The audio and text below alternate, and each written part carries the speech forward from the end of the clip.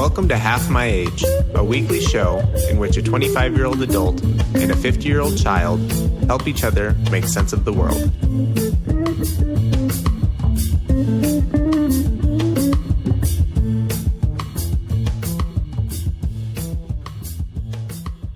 Hi, Nice. Andrew. Hey, Mrs. Filholm, how are you? I'm great. I'm feeling a little exhilarated. Exhilarated. That's a good way to start the show. yeah. What's going on? Well, I went for a very cold, socially distanced meeting in the park with two of my girlfriends. Mm-hmm. It's very cold outside. That does seem exhilarating. So we took the dogs, and it was a dog party, and now I came back, and even though I've been home for like an hour, still warming up. My toes are a little cold. It's cold in Denver today. It sure is. It's only going to get worse. Have you seen the forecast for this weekend? Yeah, I have. Mm-hmm. The only reason I really care is tomorrow night I'm doing my show in the heated tent. Mm-hmm. You know, it's outside. How's heating in the tent?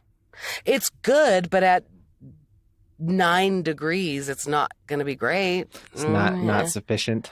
It's still outside. It's better than being out of doors, but I mean, it's just cold. And we haven't sold as hot as we have in the past. And it's Valentine's Day weekend, so people, like, their indoor reservations are sold out, blah, blah, blah. It'll be fine. It'll be fine. I'm going to bring hand warmers as I do and send an email to people reminding them, just bring a blanket and we're not offended. It's like, come on, people do more for Broncos games, you know? Oh, sure. Yeah, that's right. If you just think about your evening outing as if it were a sporting event, Yep. Prep accordingly. Comedy's a sport, so there you have it. So I'm exhilarated from being cold. I'm sick of the cold, but whatever. It doesn't matter. Our hearts are warm, Andrew. That's right. That's right. I keep forgetting that this weekend is Valentine's Day. Do you? Your wife's got to love that. Well, so, you know, we're not huge surprise people. So she bought me a nice, we actually talked about it on the last show, that shirt I got from Fabletics. That was my Valentine's Day present. It's your Valentine's Day present. That's cute. I don't know that I consider or ever have really considered Valentine's Day a gift-giving holiday. So I'm trying to wrap my head around that. That's good. How does your new this will be your first Valentine's Day with your new crush. So you got to navigate that. Hopefully he feels the same way. Well, right. We'll see. No, but we both have talked about, you know what, in the past, like since I've known you, I tend to treat Valentine's Day. Like one time I baked 400 cookies for the students at Mullen High School. I like the day about celebrating love. I've given you like little jars full of candy on Valentine's Day because I was making them for my boys and all their friends. And, you know, it's kind of been about the kids. And, you know, celebrations of love, I always love that. I'm into that. But I kind of understand. Yeah, right. It is. That's right. That's right. Me and Ziggy Marley. I still have that Ziggy Marley sticker on the back of my car. It's kind of falling off, but there it is. But, you know, in terms of like a romantic relationship, there has always been something attached to it around, obligation, which then isn't very fun. So we'll see. We'll see. We'll see. I think I'm going to bake like the 400 cookies again, my favorite Valentine's Day cookies. I think we're going to bake those together on Saturday and probably deliver them to people. I don't know that you're going to make the delivery map living as far away as you do. We're just outside the zone range, the circle. Yeah, you might be outside the zone. You remember when Elaine had to go across the street and take up residence in the janitor's closet to get back in range for the Chinese food? The Chinese food, yes. And when she tried to steal an old woman's, a dead woman's phone number because she didn't want to be the new area code. She wanted 212, and everything else. People were like, "Wait, do you live in the country?"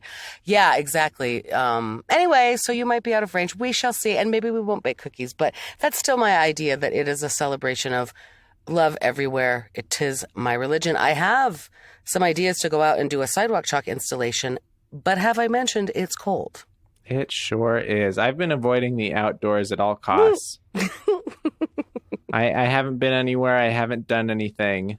In fact, I got a rower, and now I have no need to leave. I don't even need to go for a walk outside anymore. You got a rower. Interesting. A friend of mine just got a new cycling bicycle thing. How do you like that rower? So far, so good. I literally just got it yesterday. Okay. Well, then, you're in the hope zone. That's amazing. You're in shape already. That's right. Well, so I've rode an hour and a half on it across 2 days so far, and I am sore. Oh, I bet. I always liked the rower back in college in the weight room. I kind of like the rower. Mm-hmm. Maybe I'll try it at the gym next time. Yeah, how's your workout going? I don't think we've worked out in the past week. We got to get back to it. You jinxed it. I mean, I don't know. Again, I don't know. Just it's been a lot and it's busy and whatever. Again, today my walk in the park for an hour and a half with other dogs, that seemed invigorating. And yeah, we had my part-time dog. We had a dog party. Normally that would be just anathema to me, but it was adorable. And I realize I have 8-pound weights at home. And so I have been in the past couple of days, I've done like the little exercises, in the comfort of my own home as well as one can. But I was up to 10-pound weights at the gym, Andrew. So I don't want to lose my progress. You need to put some, you need to up your weights. Maybe you tape some fishing weights to your 8-pounders. Sure. Yeah, it's not worth it. You just need to Mike Lane that. That's right. Do some Mike Lane jerry rigging of that stuff. MacGyver that shit. And it'll work. What else? Oh, I have heard recently from 2 former students, your class, that I wanted to mention. Mm-hmm. One of them reaches out to me and via text says, Phil, how do you write a book? And that was such a funny question that I actually decided it deserved walking away from Joe making dinner. He doesn't care. But I'm going to actually call this one. That's a ridiculous question. But it is one of your classmates who has some ideas about a book and I sat her down virtually on the telephone and talked to her about soapstone and how you actually write a book and what the steps are, and recommended a couple of books to her that I think you recommended to me once upon a time. How to blog author, a book. Publisher, entrepreneur. I didn't even talk to her about that one, but I talked about how to blog a book because I have seen her. She's kind of serially posting about her life. And I realize that's what she's doing. She's heading towards and she has a cool, unique perspective, and she's smart, and she's always been a good writer. And, she was one of those people years ago that I used to complain about, why do these young people reach out for advice and then literally don't take it? And it was very cool because now at your age, she was 100% prepared to take it and has followed up. And that was very cool. That was and I wish her well. And then the other one. Do you want to plug her blog? Does she have something that you can share? I don't think she has anything yet she probably does. I think it's But I Can't Cook on Instagram. Gotcha, and so she has worked as a home chef, and she's gone to culinary school. I think that's still the handle. She also sells something you should look up and buy, which is, I don't want to get it wrong. Hold up. She makes beautiful hot sauces. Have you ever had any of those? I've had them. Mm-hmm. Yeah. Mm-hmm. And she is plugging that. What's that?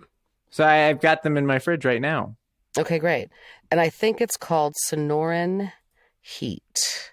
That's right. Yeah, Sonoran Heat, like the Sonoran Desert, Sonoran Heat. You could follow them also on the Instagram, and I'm sure they have a website, and buy her hot sauces because she keeps it saucy. And she's got them commercially being produced, and it's wonderful recipes, and it's fun. So that was one, and that was delightful. Anything to say about that? No, I remember her name is Kendra. Uh-huh. And I remember Kendra, we went to grade school together before we both met you in high school. And she's a wonderful person. I like Kendra. Wonderful person. We've mentioned her on the show before because I went to her wedding. I was unable to go to your wedding, which is the tragedy of my life. But yeah, and also it reminded me of those early days when, I was writing a book and you were a great partner and a part of that. And that was pretty interesting times. Yeah. It's I sometimes think about that when you were writing your book. Mm-hmm. And I was traveling. And I took up residence in a brewery for a week. That's right. And you called me and we talked through your book for, an hour and a half at a time. Mm-hmm. And I'd run up a bar tab in the $30, $40 of not to beer mention in an the afternoon. money that I and you, I believe, both claimed on our taxes one year at the Pioneer. Because of all of the day drinking we did, building my website, building my book, building my plans for the book, walking me through. I remember also thinking it was always funny that you were surprised. Like you've even asked me what's your favorite part of writing a book, and I went, oh, the writing of the book. And you're like, you used to say you really like writing. You say it was unknowable to you. Oh wait, I just popped open my closet door in the studio. slammed it shut. Well, that was a really good like sound effect noise. It sounded right. like... I could hear that. It sounded like a prop, like a sound engineer's dream of a door slamming, because it's door slamming with all the acoustic foam around it. Oh, I had to replace some acoustic foam in this little closet studio. I don't care today about ambient noise because I have the heat on. I did a voiceover job yesterday and got to turn off all the heat. It's warm in here, but some of my acoustic tile fell down, and I learned the hard way that the regular, like, sticky adhesive mount that you can use for other media don't work for acoustic tile. You got to get the bespoke acoustic tile spray foam shit. And I don't want to go to Guitar Center ever. And that's where you get it locally. So I ordered it from Amazon, but the quickest I could get was this adhesive tape. I've been looking at acoustic panels a lot, and they all recommend some kind of 3M product. Is this 3M. the one that doesn't it's work, 3M. or this is the official one? No, it's 3M. Okay. It's 3M, I guess but I am everything's skeptical. 3M, huh? Well, no, there's probably knockoffs. There's probably God, what does Apple call it when you buy a non-Apple product? Not the laity, secular. There's probably some secular 3M knockoffs. But the funny thing is, it arrived and it was on my porch for a few hours, and it was freezing cold. Sorry to beat the dead horse, but I opened it up and like rolled it out, and no stick at all. It had to warm up to room temperature. So I think it's fine. And I think it's fine. And so far, so good. Seems to work. That's just interesting. You can destroy a lot less sheetrock when you use tape than if you use that spray mount stuff, because that's like a permanent decision pretty much. Anyway, okay, so that was one student who reached out to me, and yay, writing a book. It's hard, man. It's a hard slog. But it was fun telling her about the parts and what she needs to be focused on right now, and not about how many chapters is it or what's the title. The book will reveal itself if you work very, very hard. And we talked about like, you know, my theory. That's so frustrating. Yeah, I know. But she was ready. She was ready to hear it. It was very cool. You know, we talked about both my theory of things like you can't be precious about your work. I mean, if you're going to cut things, cut them and save them if they're really good. But also don't be afraid to just cut a paragraph in your online platform and just go, it's gone. And it's like burning incense to the gods or the muses. And only if you are not precious about your work will the new ideas come.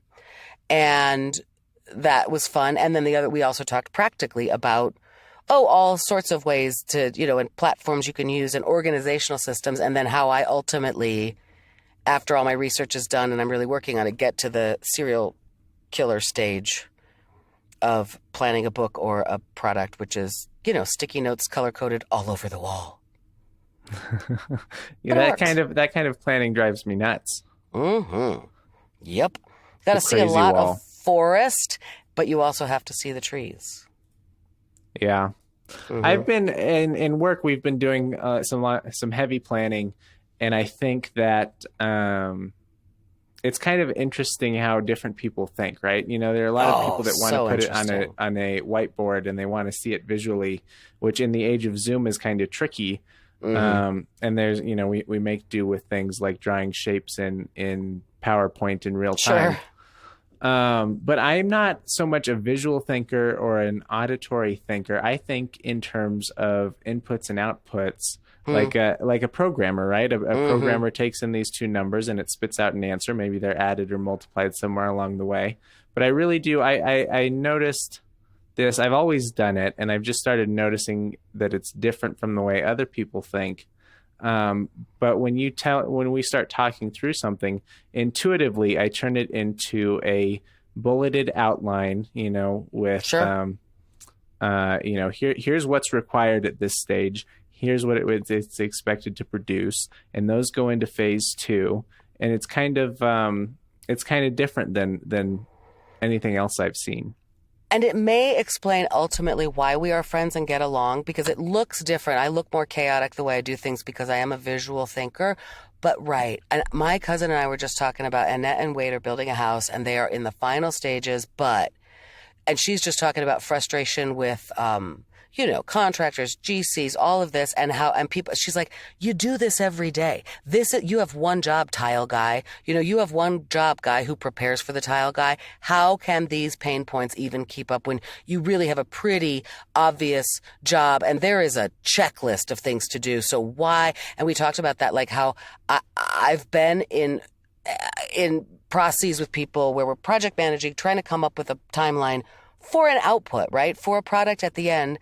And it's stunning to me how people think about that and don't want to. Even sometimes there's resistance to putting in deadlines and, scrums and sprints and micro deadlines and backward planning. Like, here's the outcome. You can't make a lasagna by throwing a chicken into the pot. You got to settle on the outcome, and then you got to get those little mini goals to get there, right? Writing a book, I did it mostly on my own with help from you and a few others and eventually an editor.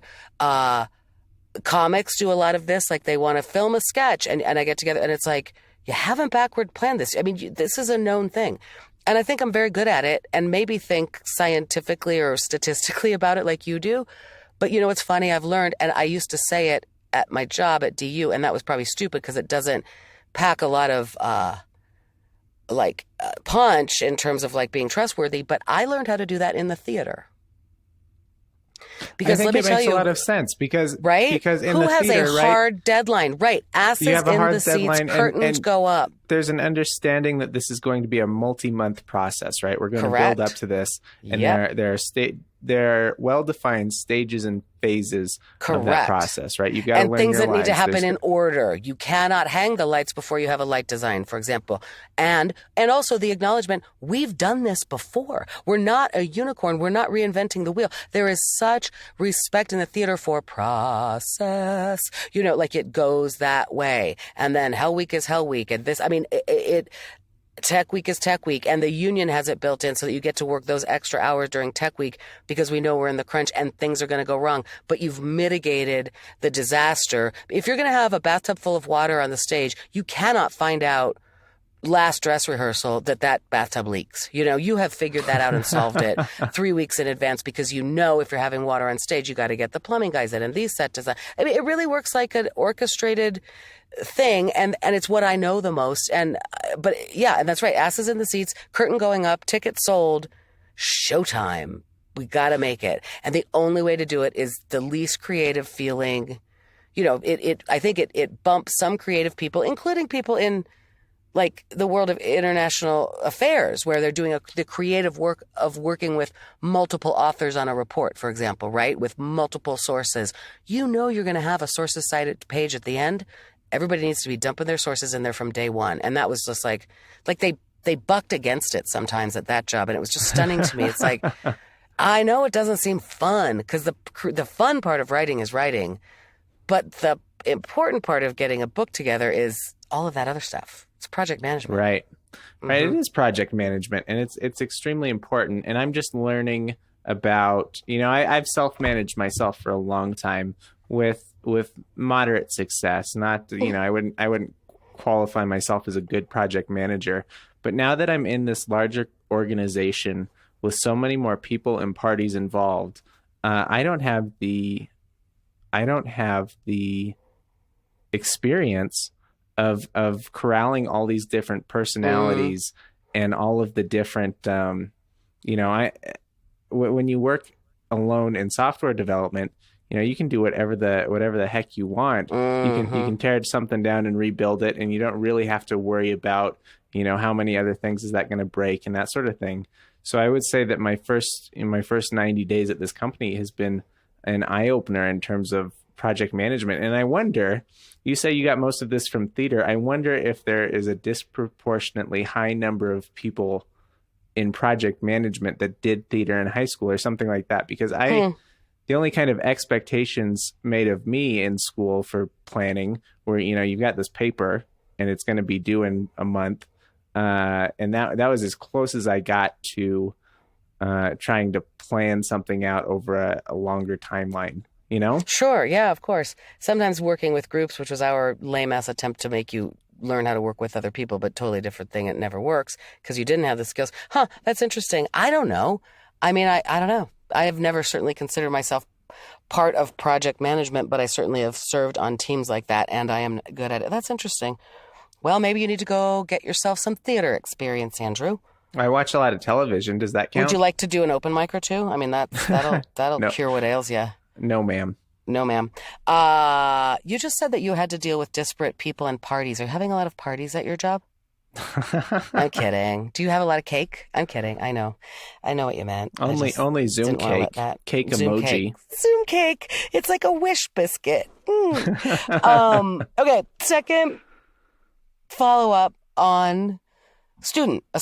Oh no, follow up. I want an actual follow up.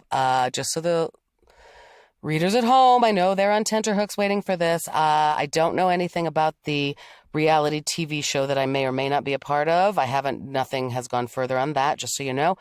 And I am currently, like this afternoon, one of the things I have to do is go online, I guess, and get a copy of my credentials from my master's degree because my transcripts that I have in my file don't show degree conferred, and I have to prove that I am in that stage of a jobby job. Someone's actually checking to see whether you got the degree that you claim you have? Yes, sir. Good Lord, what kind of job are you applying for? Not going to say. And I don't want to say anything about it because every time I tell anybody in my life about I have high hopes about a job, I don't get it. So I'm not saying anymore. I'm just saying that I don't have a job yet. Seems unusually thorough. I'm only... I know.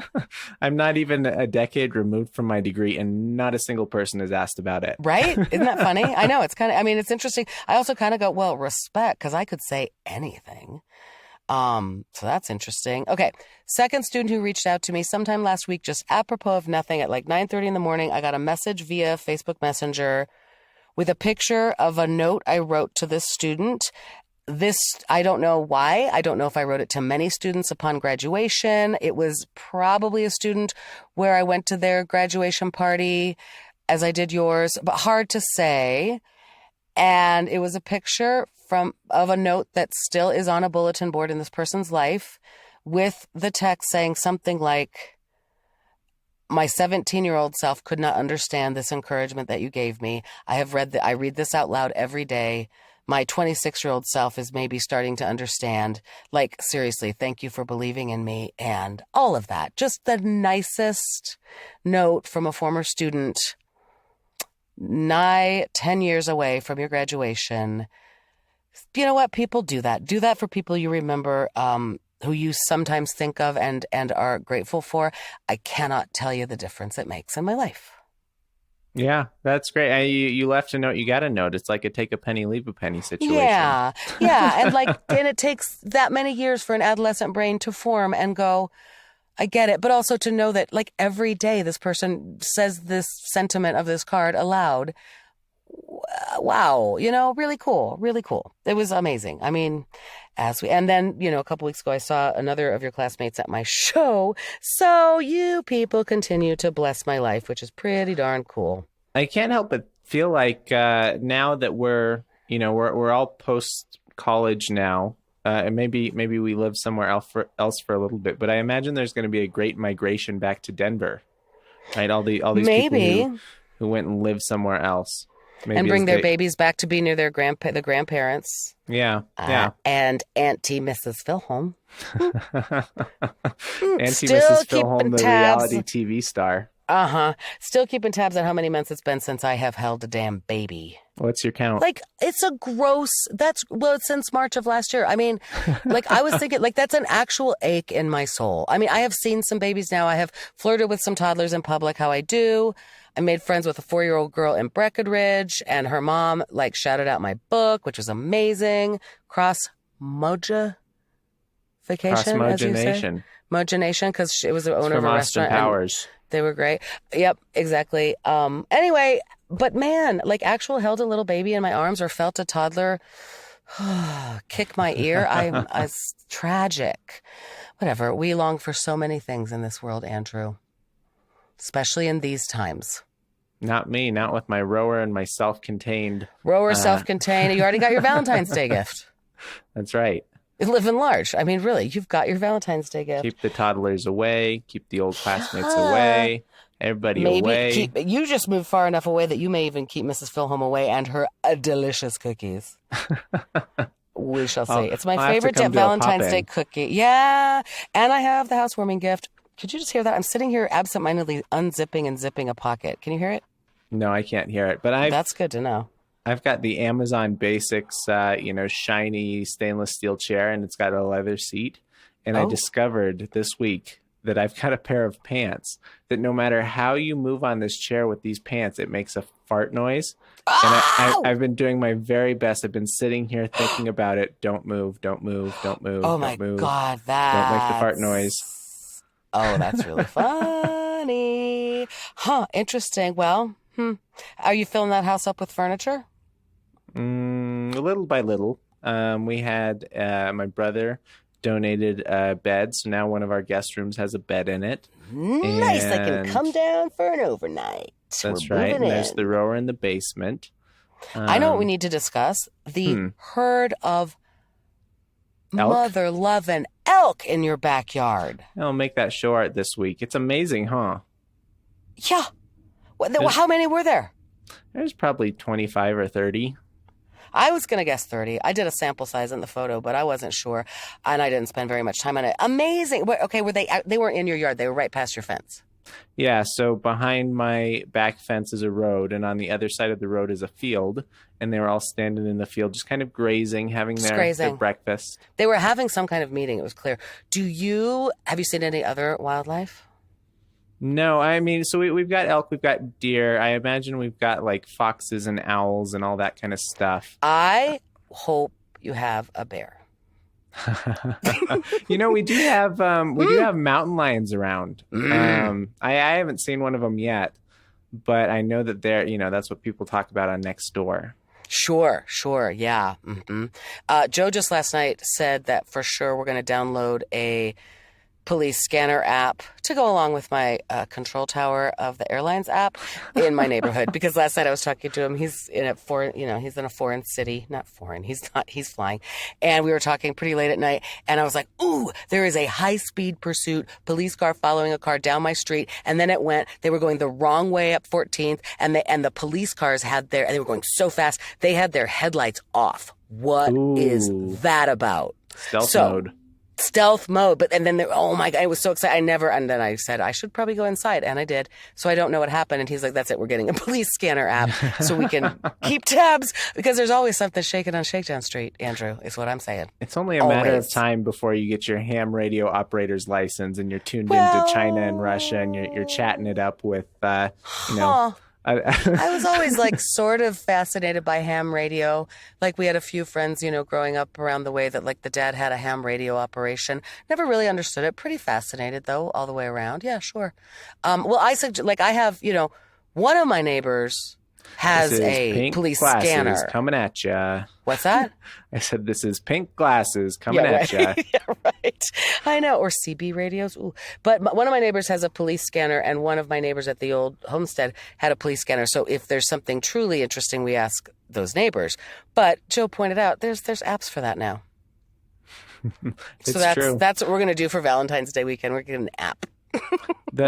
Something funny I came across on Reddit is that there are several police jurisdictions that have encrypted communications. You can't have a police scanner. It just doesn't work. Yeah. And there's outcry over that. If the police are here to serve us, and surely they're not always working on clandestine things. Why can't we listen into what's going on the radio? What are they trying to keep from us? But of course, the biggest in my, I understand that I hang out with some low-life people, but the people, no, I don't know. A lot of people who use that, I'm just going to say, who use police scanners are drug dealers and criminals. Seriously, not even high level, home-based operation drug dealers, they absolutely have a police scanner for that reason so that they can, stay one step ahead or learn the codes or whatever it is. So, I mean, that's a slippery slope right there, isn't it? Yeah, I'm always in favor of, checks on power. And I think that the police, if they're going to have to communicate, they should have to communicate in public. I'm just going out I there. believe so, too. On the I'm record. always in favor of transparency, but it is interesting that it is used for nefarious reasons. But then, just whatever. Do some code talk and stay ahead of it. Come on, stay smarter than the criminals. That's your job. I'm kidding. I don't have a hard feeling about that. But yeah, well, anyway, I'm going to get an app and just so I can, Sounds know what's romantical. going on. That's what I'm saying. You and your man listening to the police scanner, Listen to the curled police up scanner. by the fire. Yeah, there's no dog. fire. There's not even a television at my house. Curled up, making gingerbread houses and cookies, and folding origami cranes, and just hunkering down against the violence right outside my house. No, it's how it feels over here. It feels great. I cannot wait for it to get green again, and I'm excited for the nice warmer. weather. I cannot wait. There's nothing like a single digit weather day on the horizon to make you miss summer. Okay, and that's the lovely thing is that within the month, I guarantee there will be a day when I could work in the yard in my swimsuit. There always is, even in late February, early March. And that's the thing. It makes you feel giddy like you're on the beaches of Hawaii because we've had this shit. So, I don't know what to say about that. Ups and the downs, the highs and the lows. In relief, life looks better when we have suffered a lot. I have nothing stoic to say about that, but I'm just happy to have some sunshiny days. And in the meantime, oh my gosh, though, the show this Friday, it's one of your favorite comics. He used to host the Glow for It, Mike. Anthony Hopkins. Crawford. Anthony Crawford. He'll be over by the time people hear this. But yeah, and he really is so good. I did my mic that I host Wednesday nights, which is a marathon. Usually is just the hottest room in town and it's great and the energy's great and I keep it up. And last night was just one of those like dead rooms. Not many civilians there. I also went in list order because I was sick of people bitching about their time to go up. And so I just went, we're going in order of sign up. And I don't know that it made a difference, but I wonder if it did make a difference just because there's less energy amongst the comics. If you're not going up for 13 spots, meh. If I might come up to you and go, you're in 2, you might hang around more and have more energy. Anyway, for a lot of reasons, it was just a dead house. And it was also always cool to study how people respond to that. Because at a certain point, if it's just comics, you cannot tell the same set you always tell because they're just going to mouth it back to you. And they're not going to laugh because you're not earning it. So you have to kind of go kamikaze if you want to get the comics to laugh. Or if there's a few people in the crowd, you can try to get that. It was really fun. It was fun to watch how people did it. But Anthony Crawford was there, and I let him go a long time because he's warming up for my big show. He's my headliner. There's a man who can do it. And the comics respect him, but there is a man who can just settle in and tell a story and actually warm the room right back up. He's a pro. He's really good. I'm happy to have him on the show. He is. And Sammy Anzer, who's amazing, and Von Sprecken, whom I love. It's a hot, hot show on a cold night. I'm going to just have to... I'll probably email everybody individually. I think the venue will too. And just say, remember, wear your mittens. And yeah, pretend like it's an out-of-door sporting event. And comedy, after all, is sort of a sport where everybody wins, Andrew. That's not a sport, Mrs. Filholm. I know, need but blood and gore and points. Well, and there's sometimes blood and gore and points. There's a lot of pucks. You need a puck. You need some pucks. You do for sports ball.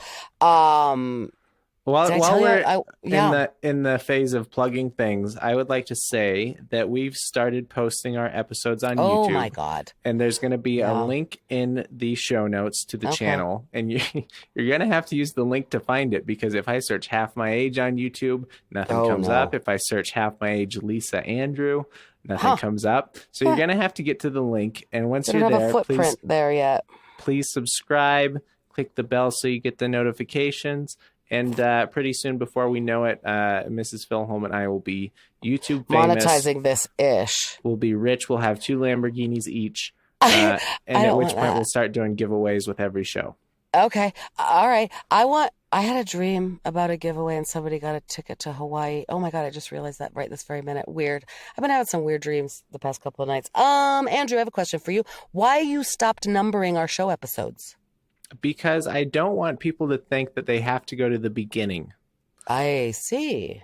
I think if there's no episode 1 and people have to search to figure out which one is number 1, then it'll be trickier. We can probably just make them all available on the website.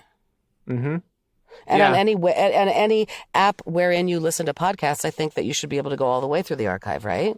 All of the old ones are still numbered. And if you go look at your Overcast app, or I use an app called Pocket Casts or whatever, it's all still available, and the old ones are still numbered.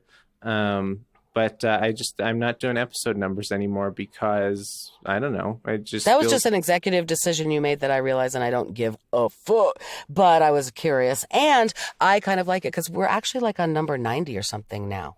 Yeah, I think this will be 80. So I'm not going to lie to anyone. I'm going to tell you exactly what number it is. Lay it on me, String Bean. I'm not sure either, but it feels like close to 90. Yeah, which is a lot of hours of us talking, and I'm awfully grateful for it. This will be 90. You're exactly right. We have brought so much damn ruckus to the world, is what I'm saying. I know. There's at least 75 plus hours of ruckus out there for people to enjoy. 75 plus hours. Yeah, enjoy the ruckus, everybody. Bring it. Our method on the microphone's banging, no doubt about it. All right, are we good? We done? I think we're good. I like it. That felt great. Yeah. Goodbye, Mrs. Filholm. Bye, Andrew.